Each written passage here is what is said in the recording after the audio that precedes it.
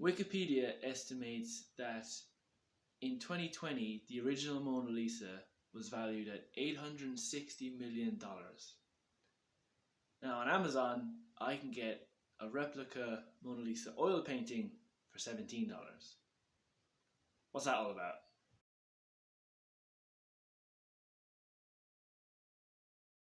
Did you ever look at a piece of modern art and think, well, I could have done that? And you probably could. If we sat you down beside the piece, if we gave you all the necessary materials, and if we gave you enough time, you'd probably make a very good replicant, right?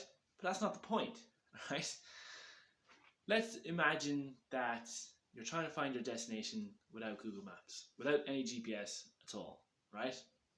You're going down the street you don't know the name of, you don't know if it's going to be a left turn or a right turn next.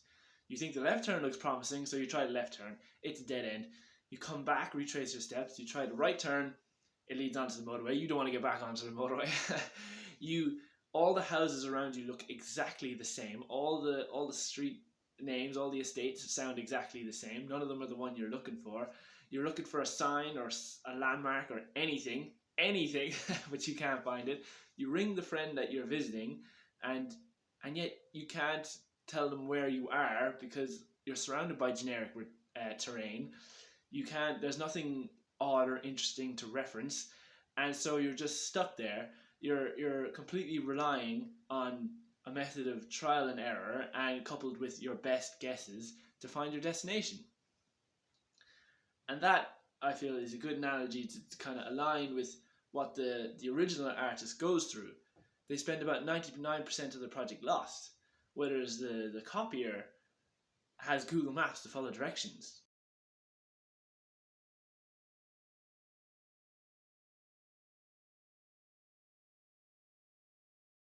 So let's imagine you're an aspiring songwriter, right? And you've just written a lyric that you're extremely proud of, and you take it to your bandmate and you tell him, hey, check out this line I just wrote.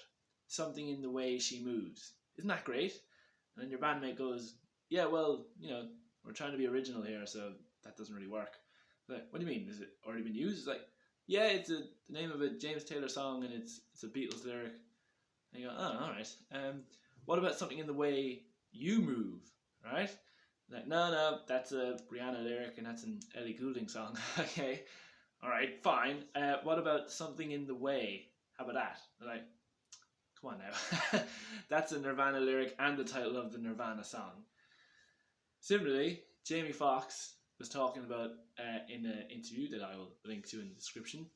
He was talking about auditioning for this comedy show for Russell Simmons, right? And he's going through all his bits, he's doing all his sketches and his jokes, and the whole time, Russell Simmons is just looking at him and was like, oh yeah, that's Eddie Murphy. Oh yeah.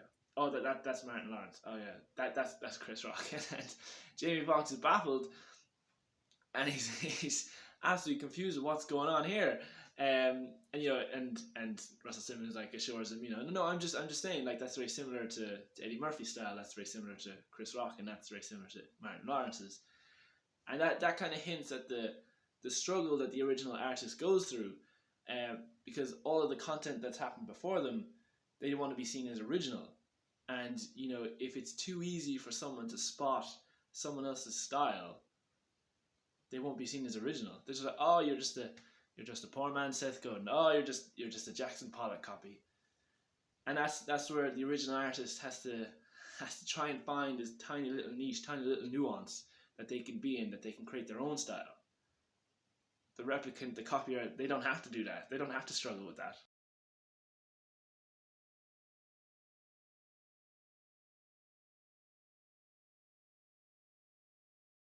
Another thing that the original artist goes through and struggles is this fact that it won't work. There's no guarantee that it's going to work. I was in Marks and Spencer's the other day, and they had a huge range of Harry Potter merchandise. And Harry Potter is a safe bet. I'm sure the person who made the decision knew that. Harry Potter is wildly popular. Harry Potter merchandise is guaranteed to sell. Even if they produce the most generic jumpers and the most, obvious pajamas, Marks and Spencer's are going to sell a huge volume of Harry Potter merchandise because it's wildly popular, right? We can compare that to Jordan Peele and the career transformation he took. he started off and excelled in the comedy genre, but then now he's established himself as a horror thriller filmmaker, a fantastic one too, right? But that first movie, Get Out, certainly took me by surprise. I didn't know he was any good at thrillers, and I'm sure there were other people the same. You know, like a Jordan Peele comedy movie, that's a safer bet. That's going to sell tickets. People are going to know it's going to be good. Oh, Jordan Peele, yeah, I like him. I'm going to that movie, right? But a Jordan Peele thriller, that his skills were unproven at that stage. That's a very risky bet, you know, and people are slow to gamble with their free time and their hard-earned money on something that's not going to be, you know, proven, not a safe bet.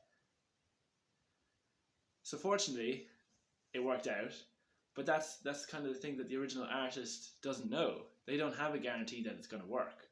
Whereas the guy who's replicating the Mona Lisa, or the guy who's selling Harry Potter merchandise, they know, it's safe in the knowledge, this is going to sell. People like Jordan Peele and Leonardo da Vinci, they don't know it's going to sell. It's a complete risk. It's huge bravery to do it.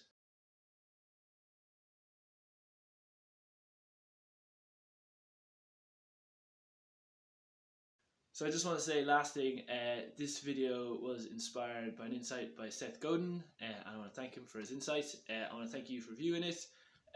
If you did view this video, hope it helps. I'm Thomas. Thanks very much.